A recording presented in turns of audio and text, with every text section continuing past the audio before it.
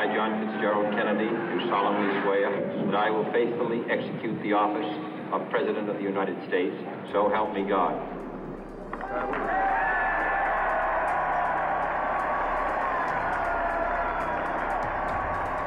January 1961.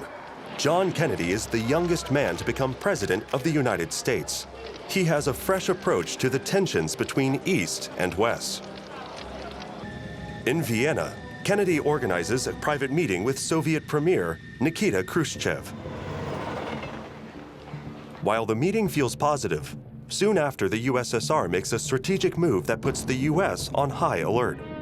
90 miles from Florida, Castro's Cuba finally provoked the United States to quarantine the island. Aerial films revealed the presence on Cuban soil of offensive Russian nuclear weapons. Here you had a Soviet outpost with nuclear missiles 90 miles from the US. The Cold War comes to America's backyard. I was born in Banes, which is a small sugar town on the eastern edge of Cuba. When the Americans went to the UN with proof of the missiles, many of those photographs were of areas near Banes. Within the past week, unmistakable evidence has established the fact that a series of offensive missile sites is now in preparation on that imprisoned island. The purpose of these bases can be none other than to provide a nuclear strike capability against the Western Hemisphere. It was a reckless gamble to which President Kennedy reacted swiftly. He ordered the fleet to turn back or seize ships attempting to augment this aggressive buildup.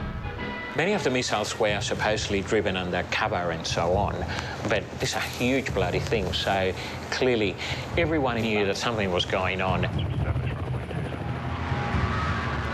The Cuban Missile Crisis is to be the most chilling episode so far of the Cold War.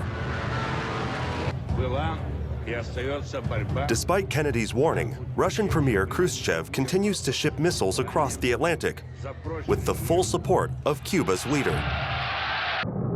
No one knows at the time, but just off the coast, a heated argument kicks off. 3 Soviet submariners have to make a terrible decision. A U.S. destroyer dropped a depth charge in the vicinity of a Russian submarine. It knocked out the communications of that submarine with Moscow. The protocol that applied at the time for the Russian commander was to use the nuclear-tipped weapon he had on board, the assumption being that if he'd been hurt by enemy action, there must be a war on.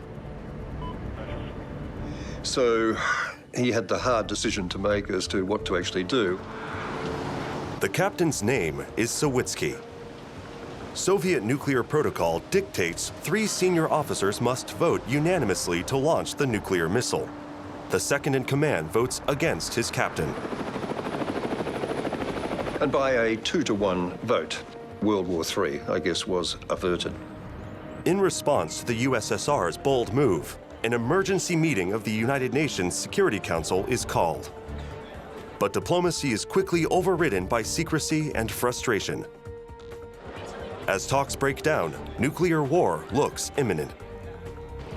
Khrushchev refuses to budge. His missiles in Cuba are a direct response to the threat of American nuclear warheads positioned in Turkey, right next to the Soviet border. The issue which confronts the Security Council is grave. The hopes of mankind are concentrated in this room. Frantic talks between both sides continues as protests spill onto the streets of the West.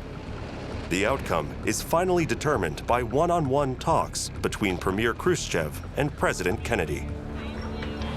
Kennedy reacted correctly to the Cuban Missile Crisis. Had he not addressed it the way he addressed it, quite frankly, against a lot of the military and civil leadership, we may well have had the first nuclear war. And the first nuclear war may well have been the last one, because once it starts, don't know that you can contain it.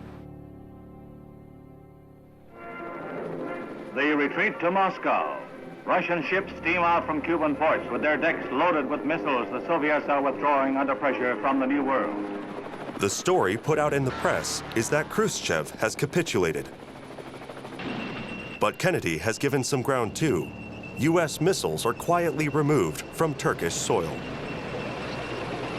They finally cut a deal that, you know, you get the nuclear weapons out of Cuba and quit trying to expand communism in the Western Hemisphere, then we'll take our intermediate range nuclear weapons out of Turkey and we'll all get along for at least for a while.